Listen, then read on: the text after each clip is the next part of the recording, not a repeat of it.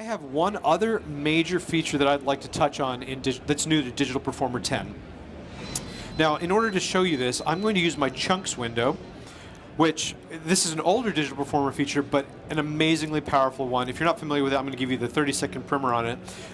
Chunks are files within files, whereas I've been working in a big Digital Performer project now, I've actually been working in a single sequence that I called main mix.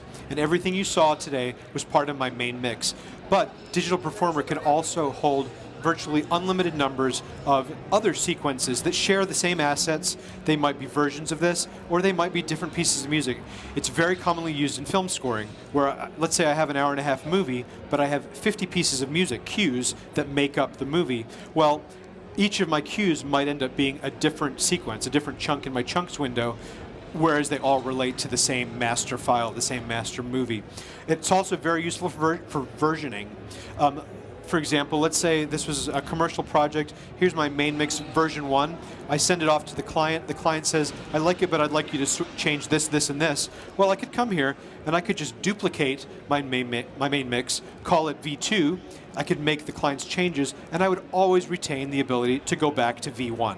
So, before I switch over to my other chunk, and actually before this presentation, I took some two-measure loops out of my main sequence here. I went to my drums and I chose 2 measures of drums like this and I bounced them out.